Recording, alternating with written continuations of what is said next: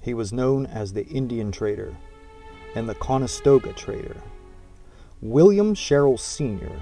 and his sons are said to have opened the Shenandoah Valley in Virginia around the 1740s.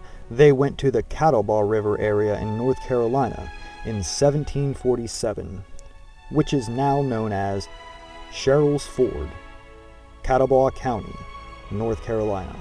For many years, the three William Sherrills, all living at some point in time in the same year, gave genealogists much trouble and confused many a descendant. William Sherrill, the Conestoga fur trader, had a son, William Sherrill Jr. William Sr.'s daughter, Margaret Sherrill Perkins, had an illegitimate child known as William Sherrill. Adam Sherrill, also a son of the Conestoga fur trader, named his son William.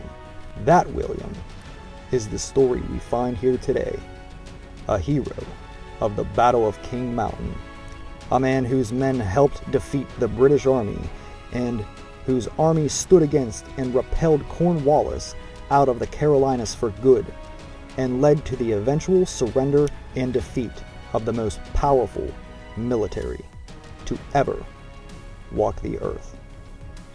This is the story of Captain William Sherrill. Born May 1st, 1723, in Conestoga, Lancaster County, Pennsylvania, William Sherrill arrived at the Catawba River at the age of 24 with his wife and 2 children. William Sherrill was a captain in the Revolutionary War, and among other engagements was with Colonel, later General John Sevier, in the Battle of Kings Mountain. We know, for instance, that he led a group of 12 men on an expedition to Silver Creek and Quaker Meadows, now located in Burke County, North Carolina, during the war. The Select Committee of the House of North Carolina approved payment to William Sherrill of a total of 27 pounds 15 shillings for this expedition. On October 6th, all patriots gathered at the cow pens in northern South Carolina. Major William Candler brought roughly 30 men of Colonel Elijah Clark's Georgia Regiment.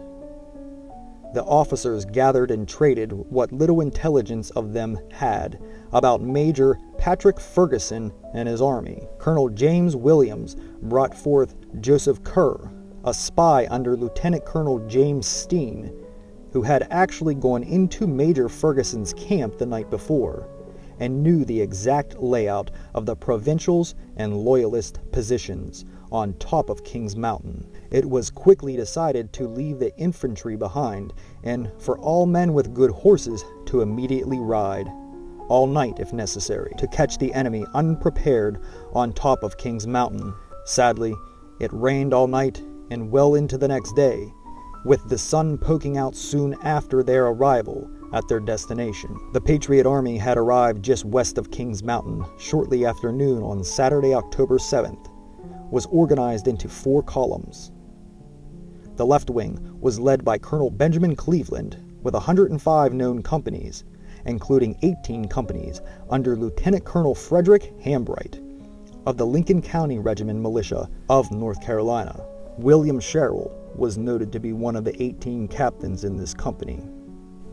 The militia showed up in defiance in numbers for battle and came to expel for good this plague of redcoats whom trampled their countryside. 20 companies from Wilkes County under Colonel Cleveland, 19 companies under Colonel James Williams, 12 companies under Colonel Thomas Brandon, 7 companies under Colonel Samuel Watson, 13 companies under Colonel Edward Lacey, 5 companies under Lieutenant Colonel James Hawthorne, 8 companies under Colonel Benjamin Roebuck, and 3 companies under Lieutenant Colonel Robert Anderson. The left center column was led by Colonel Isaac Shelby, with 15 companies from Sullivan County, and 6 companies under Major William Candler of Georgia. The right center column was led by Lieutenant Colonel John Sevier, with 26 companies from Washington County, North Carolina. The right wing was led by Colonel William Campbell, with 82 known companies,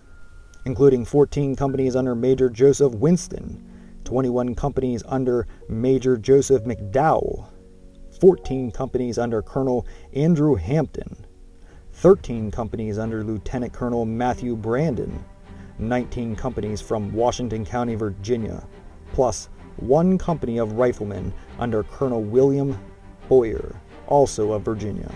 What most historians seem to conveniently overlook is the glaring fact that all officers had decent horses.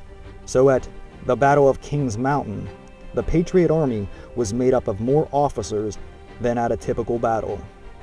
Some companies were led by lieutenants and majors, but as usual, most were led by captains, one of these men being William Sherrill. However, the Patriot companies averaged only 5 men. A few had no men, while a few had as many as 25 or more. When the Patriots marched their columns around Kings Mountain, men were reassigned where needed, and some men ended up serving under officers that they were not familiar with. Most officers at that time knew that this was to cause problems, so this was managed fairly and judiciously.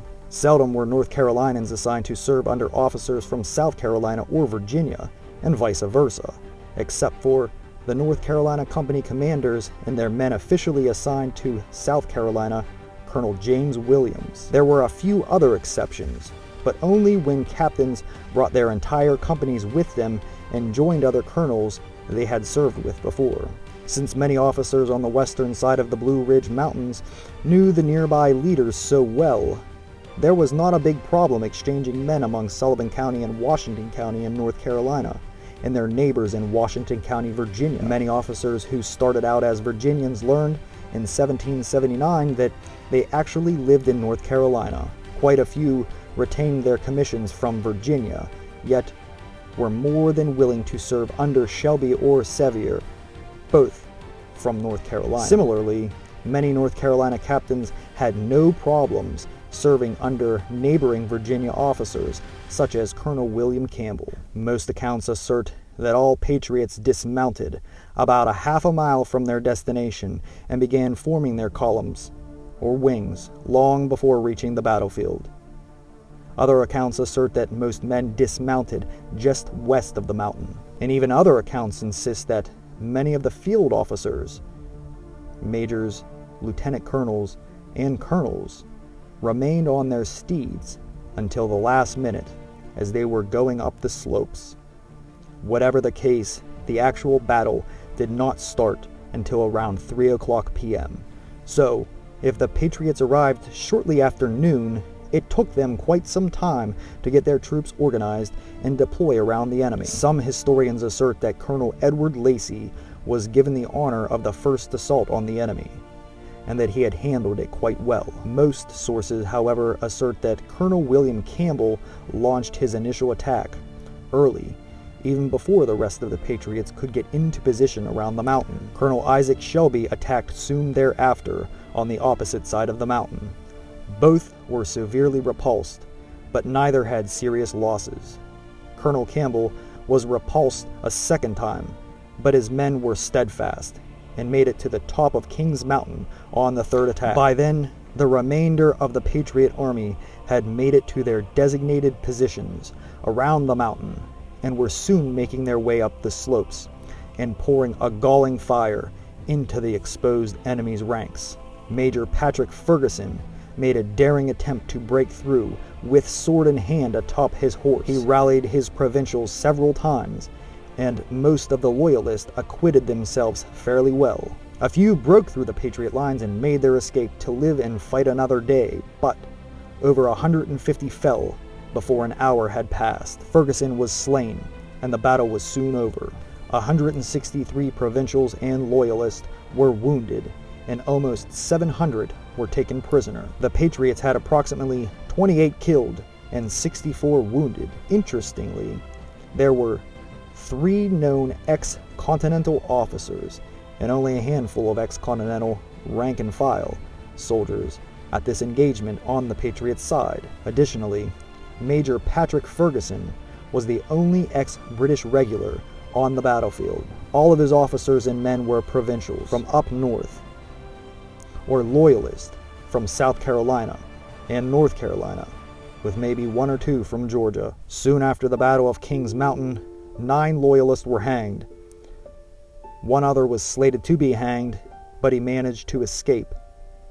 This battle was truly one of the pivotal turning points of the war. It prompted Lord Cornwallis to leave Charlotte and return to South Carolina. This win offered the Patriots an opportunity to regroup and to reorganize, as the Southern Continental Line was transferred from Major General Horatio Gates to Major General Nathaniel Greene in early December. The Battle of Gulford Courthouse was fought 3 months thereafter, where the British Army was damaged considerably, and Lord Cornwallis decided to leave the Carolinas for good. He surrendered to General George Washington at Yorktown, Virginia on October 19th, 1781, a little more than a year after the Battle of Kings Mountain. The Battle of Kings Mountain made William Sherrill a great leader and strengthened his honor in the Carolinas to this day.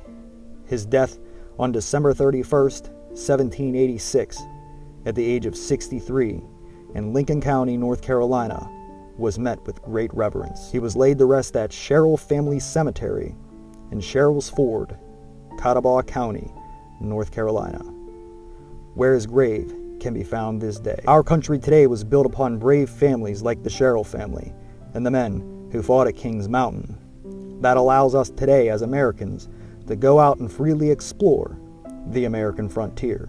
If you like this video, please consider subscribing to this channel and remember to hold fast to these freedoms our forefathers bestowed upon us, and get out there and explore the American frontier. Thanks, guys.